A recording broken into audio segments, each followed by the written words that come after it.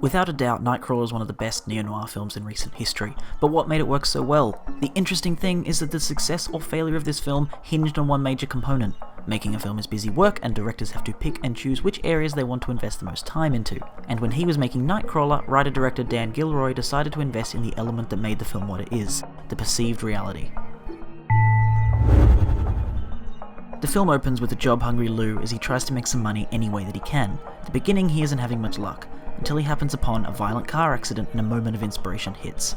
After that, Lou discovers he can drive around during the night, recording violent deaths and selling them to local news stations. With his cold and clinical nature, he unsurprisingly has a knack for it, and as he grows bolder and more confident, things only start to become more sinister. So what did I mean earlier when I said perceived reality? Well, the film is not real life. We all understand that we're watching a movie. And yet, while it's true that the events unfolding are fictional, we find ourselves believing in them. But why? It's all because of the word could. It could be real. Nightcrawler isn't hyperrealism, but it does imitate what we imagine as reality. Dan Gilroy even said this himself in an interview. I'm portraying a world that everybody watches, which is local television news, and I feel it's an important topic, and I didn't want to approach it in any other way than utter realism. So it was a tremendous amount of research. I wanted to be fair, and I wanted to be balanced, to use journalism terms. Station I don't watch, Fair and Balanced, but the research part of it was very important to me, to get it right. The focus of Nightcrawler is the real world and how apathetic it is. The film was criticised by a few who thought that the supposed anti-media message was too heavy-handed, but I disagree. Gilroy wasn't trying to make a statement about current events. He was just building a world that mirrored our own. This idea is naturally backed up in the filmmaking itself. The very first thing we are shown in Nightcrawler isn't the terrible media, it isn't our seedy protagonist. The very first thing Gilroy chooses to show us is LA, the city, how big it is, how much is happening and how little it cares. The first 2.5 minutes are nothing but city shots. This sets the tone of the entire film, where the city is this colossal entity that doesn't give a damn. Further in, Lou pressures the news director Nina into sleeping with him.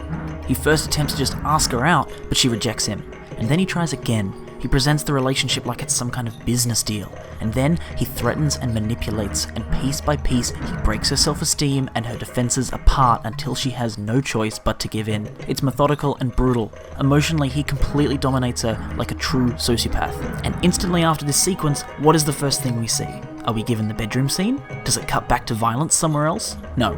The next shot is the city. This is happening everywhere, and LA could not care less. It works because this is the reality, or at the very least close to it. Gilroy himself has even gone on record to say, "I've encountered quite a few people who asked if this is actually the state of affairs in Los Angeles, and it is. I would say, unfortunately, but it's beyond unfortunately. It just is." Gilroy can see that the world is apathetic. He knows it doesn't care, and he's trying to show this. Let's look at Lou Bloom himself, played by Jake Gyllenhaal. Go sit in a lecture about screenwriting, talk to people who write scripts, and you'll find that character arcs are a huge part of writing. Most characters in an ordinary film, the protagonist especially, need to go through some kind of change in order for the film to be enjoyable. But Lou doesn't. He starts as a shameless bottom feeder and he ends the exact same way. Anyone who gets in his way or tries to change him is knocked down and beaten into submission. Our periphery characters all have an arc, but the one I think is most worth talking about is Rick's. As the film progresses, Lou proceeds to commit increasingly sinister crimes, and at first Rick goes along with it. He's seduced by Lou, who constantly controls him by exploiting his desperation. Towards the end, however, Rick begins to see through all of the lies and deceit. He brings this up, but ultimately he's too greedy to just be able to walk away. Here's the interesting thing that Nightcrawler does though. In a typical film, Rick might become more of a main character towards the end, and eventually he'll escape while Lou is killed.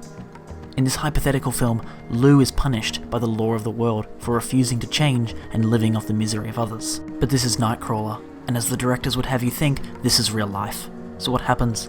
Lou deceives Rick. He moves all the pieces and shapes the game until eventually his so-called partner is murdered. We are then given the penultimate sin in Lou's long list of crimes. He turns Rick, who was there from the start, into the product.